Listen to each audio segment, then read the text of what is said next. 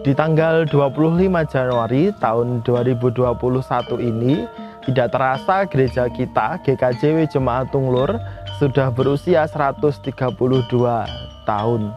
Sepanjang perjalanan GKJW Jemaat Tunglur, tentu banyak peristiwa yang dapat kita pelajari dan kita jadikan inspirasi.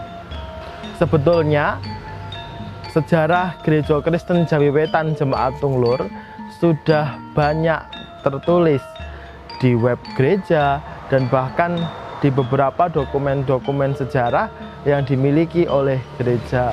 Namun rupanya minat membaca terutama bagi generasi saat ini sangatlah kurang, dan generasi saat ini lebih mudah memahami segala sesuatu melalui audio visual.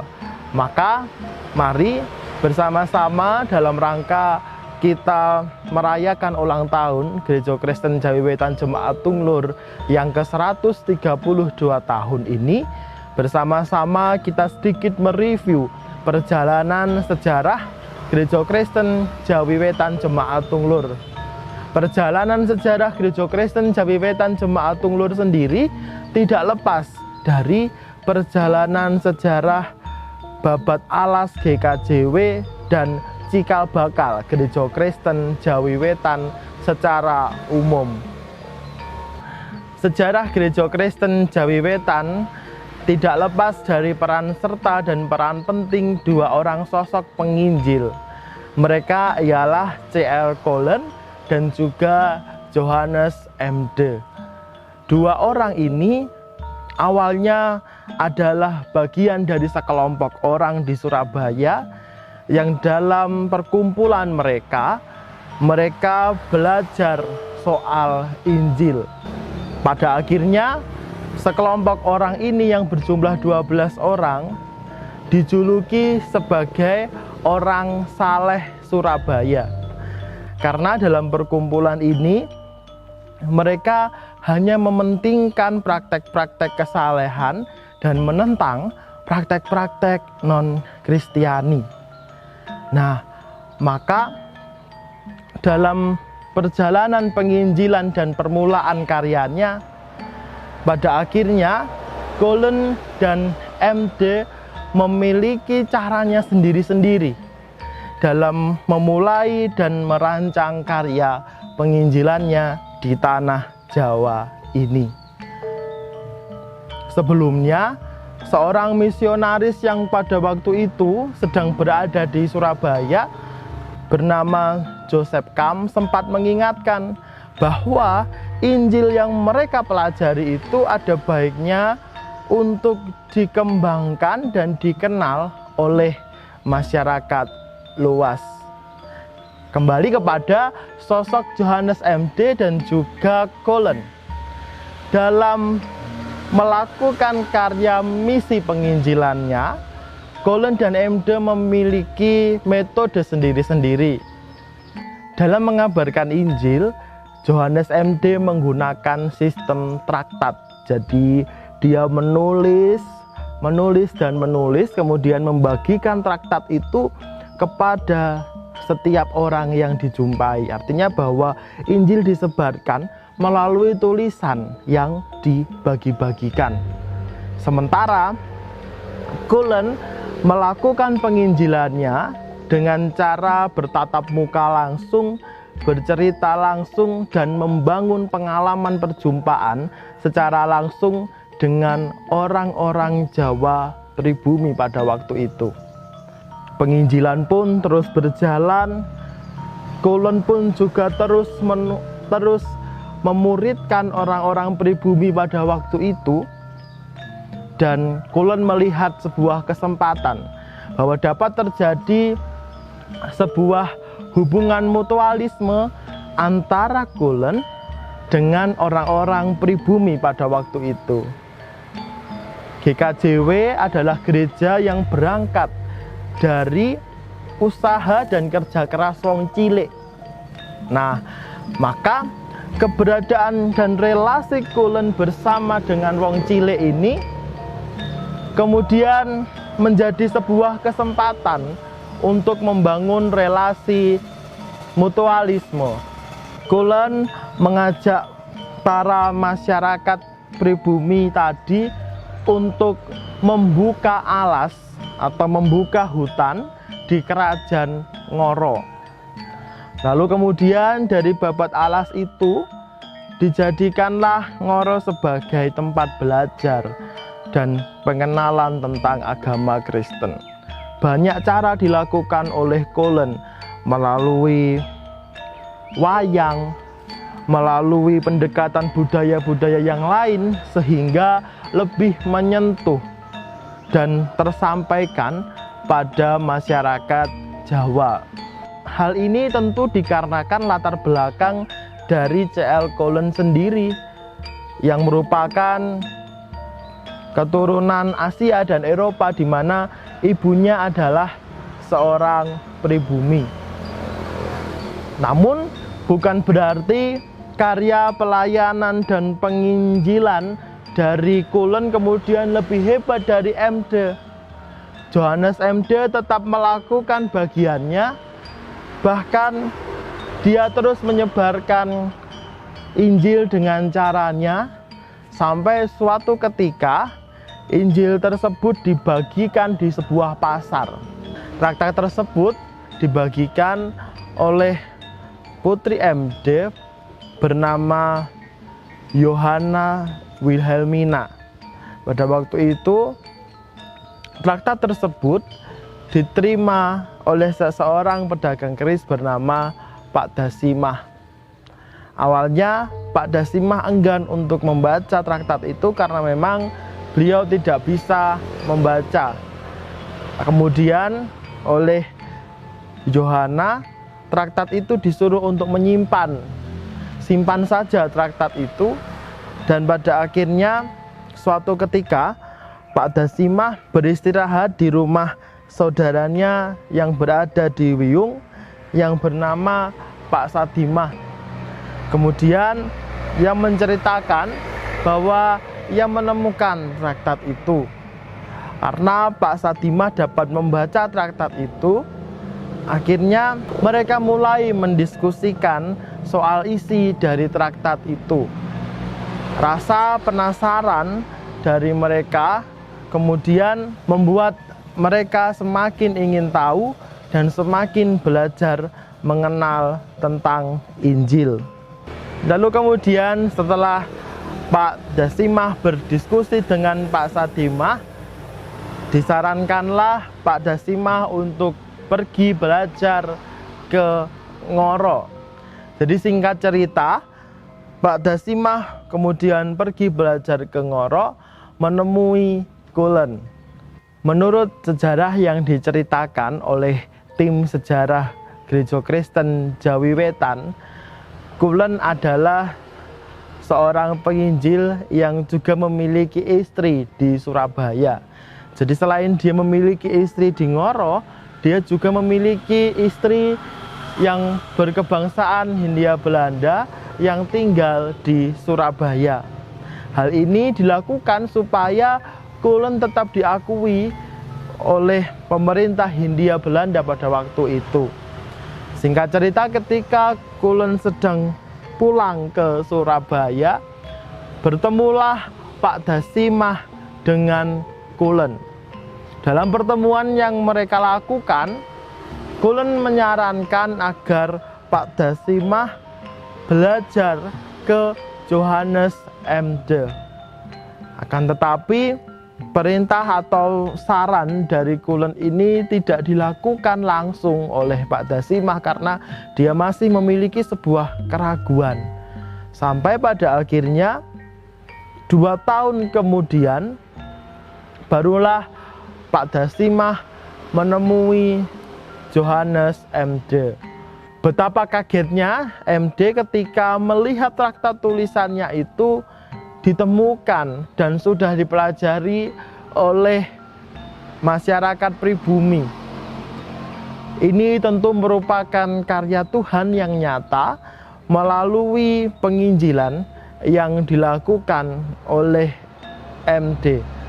Dari sini kita dapat menyimpulkan bahwa terjadi pertemuan antara karya MD dan juga karya Cullen. Artinya bahwa Pak Dasimah sudah sempat juga berbicara dan diajar oleh Cullen. Lalu kemudian setelah bertemu Johannes MD menyarankan para pengikut yang sudah dibina dan sudah dimuridkan itu untuk dibaptis di Gereja Protestan Surabaya.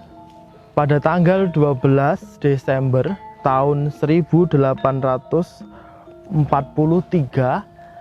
beberapa pengikut dari MD yang sudah dipersiapkan bersama dengan sekelompok orang yang dibawa oleh Pak Dasimah, mereka bersama menerima tanda baptis yang diberikan oleh pendeta A.W. Meyer di Gereja Protestan Surabaya.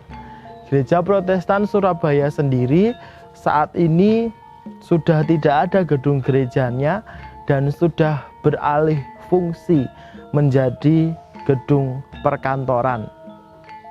Nah, melihat dan mendengar peristiwa ini, Cullen kemudian tidak terima kalau para pengikutnya itu menerima tanda baptis.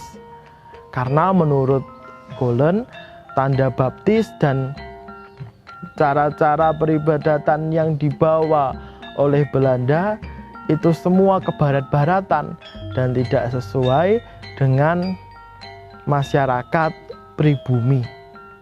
Akan tetapi dengan dibaptisnya sekelompok orang di Gereja Protestan Surabaya itu menandai lahirnya orang-orang Kristen Jawa di Jawa Timur. Setelah sekelompok orang, bimbingan Cullen dan juga bimbingan MD menerima tanda baptis, ternyata hal ini menjadi sesuatu yang tidak berkenan di hati Cullen. Akhirnya beberapa orang yang dibaptis itu kemudian diusir oleh Cullen dan mereka pun meninggalkan Ngoro. Mereka berjalan berpindah kurang lebih sejauh 6 km. Mereka membuka hutan belantara alas Gong Lewang Lewo yang dalam istilah Jawa seringkali diistilahkan jalmo moro jalmo mati. Jadi barang siapa manusia yang masuk ke hutan itu, mereka pasti akan mati. Karena sudah memiliki pertumbuhan iman yang sudah cukup kuat, wong cilik yang kemudian menjadi orang Kristen Jawa itu tadi, mereka yakin bahwa apa yang sudah mereka pelajari itu dapat menjadi sebuah kekuatan yang tidak tertandingi. Akhirnya dengan menggunakan rapalan yang mereka hafalkan, yaitu doa Bapa Kami dalam bahasa Jawa dan pengakuan iman rasuli atau syahadat kalih welas, dengan yakin dan percaya mereka mulai membabat alas Keracil. Di alas Keracil inilah yang kemudian setelah dibabat dan dibuka hutannya menjadi tempat yang saat ini kita kenal dengan nama Mojowarno. Dalam perjalanan kehidupannya, semakin hari Mojowarno pun semakin mengalami perkembangan yang pesat. Pada akhirnya oleh NZG atau lembaga sending, semacam lembaga pekabaran Injil oleh Belanda, dikirimlah Jelesma. Jelesma kemudian mengajar orang-orang pribumi karena supaya orang-orang pribumi ini juga terlatih menjadi pekabar Injil. Dalam karya pelayanannya, Jelesma merekrut pemuda-pemuda pribumi untuk menjadi pemimpin kebaktian. Nah, merekalah yang kemudian nantinya akan menjadi orang-orang dan guru Injil yang disebarkan untuk menyebarkan Injil di tanah Jawa Timur ini. Mojowarno semakin berkembang dan memiliki tempat kebaktian sendiri, dan pada akhirnya pada tanggal 8 Desember tahun 1848 muncullah tuayan yang baru, di mana 56 orang dibaptis, terdiri dari 31 orang dewasa dan 25 anak-anak. Dari tahun ke tahun, Mojowarno pun semakin berkembang, dan kemudian sekelompok orang merasa bahwa karena Mojowarno sudah semakin padat, akhirnya mereka berkeinginan untuk melakukan perjalanan di tempat lain, membuka hutan baru untuk dijadikan tempat bermukim. Pembukaan hutan ini tidak hanya didasari keinginan untuk memiliki lahan yang baru, tetapi juga didasari keinginan untuk kemudian dapat menyebarkan Injil ke wilayah yang lebih luas lagi. Akhirnya di paruhan kedua tahun 1880, sekelompok orang berpindah dari Mojowarno. Mereka berjalan terus menuju arah barat daya. Sekelompok orang tersebut adalah Lasmo Karoles bersama dengan istrinya dan juga Seradi. Sekelompok orang inilah yang kemudian menjadi pembuka hutan di daerah Tunglur ini. Keluarga Karoles adalah keluarga Kristen dan keluarga Seradi adalah keluarga Muslim. Perpindahan kedua kelompok dengan agama yang berbeda ini menunjukkan bahwa sejatinya sejak dulu telah terjadi relasi yang harmonis antara Kristen dan juga Islam pada masanya. Lalu kemudian setelah dilakukan babat alas, Lasmo Karoles juga Seradi membagi wilayah mereka menjadi dua. Dalam pembagian wilayah ini, bagian timur sungai menjadi wilayah yang dikelola oleh Lasmo Karoles. Wilayah ini yang saat ini kita kenal sebagai Dusun Sambiresik. Kemudian wilayah sebelah barat sungai yang dikelola oleh Seradi saat ini kita kenal sebagai wilayah Padaplang dan juga Meduran. Nama Sambiresik sendiri memiliki sejarah yang cukup unik dan menarik, di mana ketika situasi masih dipenuhi beberapa pohon-pohon besar dan termasuk menyeramkan, Karoles melihat sebuah pohon sambi besar sekali yang wilayah di bawahnya itu sangat bersih, seperti disapu oleh seseorang. Nah, Karoles membaca peristiwa ini sebagai pertanda yang baik. Pada akhirnya, wilayah di mana dia tinggal ini diberi nama Sambiresik. Setelah menetap beberapa lama di Sambiresik, Karoles pun tetap memelihara iman dan kepercayaannya. Sambiresik pun menjadi daerah yang terbuka, dan pada akhirnya datanglah keluarga Kristen dari Wates bernama Kariman. Bersama dengan Kariman inilah Karoles kemudian membangun peribadatan, dan akhirnya timbullah keinginan untuk membangun sebuah tempat ibadah tepat pada tanggal 25 Januari tahun 1889, Carolus dan juga Kariman mendirikan sebuah tempat ibadat. Tempat ibadat itu didirikan persis di tengah dusun Sambiresik yang saat ini menjadi lahan milik gereja atau kebun Pasamuan. Kehidupan persekutuan di jemaat di Sambiresik sangat bertumbuh dan berkembang. Meskipun gereja atau tempat ibadah yang dibangun masih dibangun dari bambu, akan tetapi semangat untuk terus menumbuhkan persekutuan sangatlah kuat.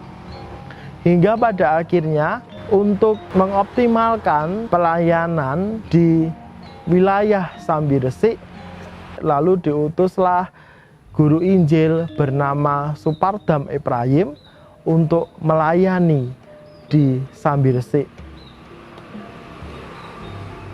4 keluarga yang menjadi cikal bakal GKJW Jemaat Tunglur antara lain adalah keluarga dari Carolus, keluarga dari Kariman, keluarga Serati, dan juga keluarga dari Supardam Ephraim.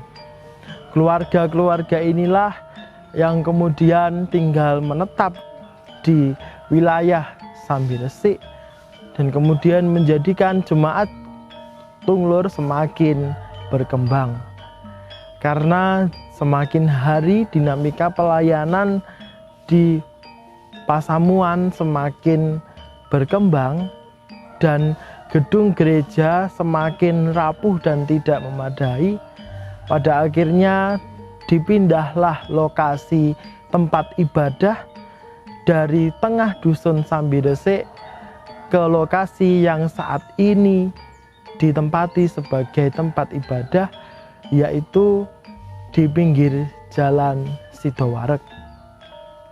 Keluarga dari Carolus yang saat ini masih menjadi bagian dari GKJW Jemaat Tunglur, diantaranya adalah keluarga Ibu Sri Yuktiari, keluarga Bapak Nowo Diharjo, keluarga Bapak Setiowahono, keluarga Bapak Pujiantoro, keluarga Bapak Rosi Alindra, dan keluarga Bapak Basuki, serta keluarga Ibu Sukarni. Keluarga Serati juga ada yang beragama Kristen. Jejak dari keluarga Serati yang pada saat ini masih menjadi bagian dari GKJW Jemaat Tunglur, diantaranya adalah keluarga dari Ibu Juwariah. Dan proses selanjutnya masih diadakan pencarian data terkait dengan keluarga dari Serati ini, karena masih ada kemungkinan keluarga Serati ini juga termasuk keluarga Bapak Suhartono dan Bapak Purwo Indro. Kemudian keluarga Kariman diantaranya adalah keluarga Ibu Indiah Siwiani, keluarga Bapak Inhari, keluarga Bapak Wakidi, keluarga Bapak Sunaryo Hadi, dan keluarga Bapak Sabar Immanuel.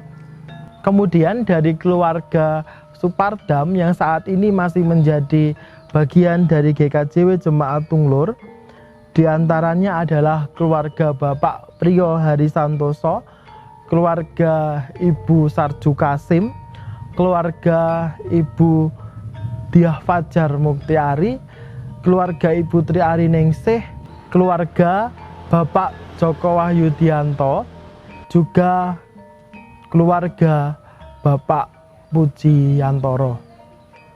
Adapun beberapa guru Injil dan pendeta yang pernah melayani di GKJW Jemaat Tunglur, baik sebagai pendeta jemaat maupun pendeta konsulen, diantaranya adalah GI Supardam Ephraim almarhum, pendeta Sanyoto almarhum, GI Maroyo almarhum, pendeta Prasojo almarhum, Pendeta Haryani Setyo almarhum, Pendeta Nutrio, dan terakhir sebagai pendeta jemaat adalah Pendeta Justus Garit.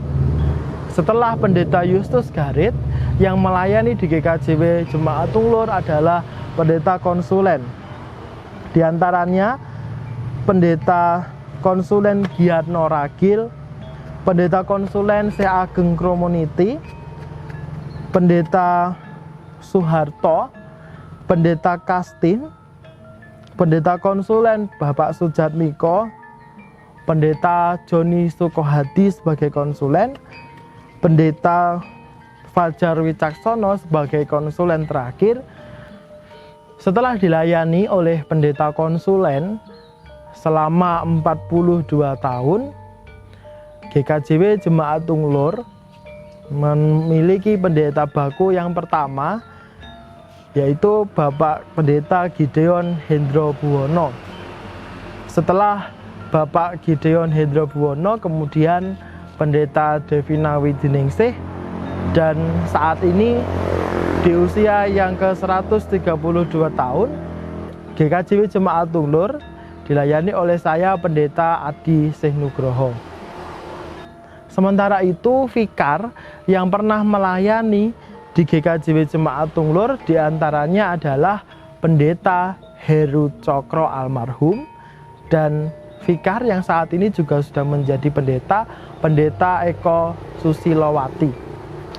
Adapun penatua dan diaken yang tercatat dan pernah melayani di GKJW Jemaat Tunglur diantaranya adalah Bapak Kaweknyo Asaryo almarhum, Bapak Purtomo Leswari almarhum, Bapak Yuweli Lomo almarhum, Bapak Kasnam almarhum, Bapak Prawito Adiwinoto almarhum, Ibu Permaningsih Suwoko M almarhum, Ibu Syekh Wilujeng almarhum, Bapak Suwadi Cipto Harsono Leswari almarhum, Bapak Mulyodo Leswari almarhum, Bapak Suroso Leswari almarhum, Bapak Wakidi, Bapak Sabto Adi almarhum, Ibu Hari Cahyani almarhum, Ibu Sundari Leswari, Ibu Sukarni, Ibu Indiah Siwihani, Saudari Sutarti, Ibu Esti Utami, Bapak Nowo Diharjo, Bapak Suhartono, Bapak Joko Wahyudianto, Bapak Pujiantoro, Bapak almarhum Sarju Kasim, Bapak Inhari Purwanto, Bapak Sabar Immanuel, Bapak Tri Harso Darmawan, Ibu Setyo Sayekti, Ibu Latifatul Isyaroh, Bapak Suyatno, Ibu Mujiatni Astuti, dan Ibu Edi Mastuti. Dalam mengenang sejarah Gereja Kristen Jawi Wetan Jemaat Tunglur, mari kita tidak melupakan bahwa dalam perjalanan ini yang nyata dan selalu ada adalah karya Allah. Babat alas, perjuangan nenek moyang tidak akan ada tanpa ada kemurahan dan campur tangan Allah.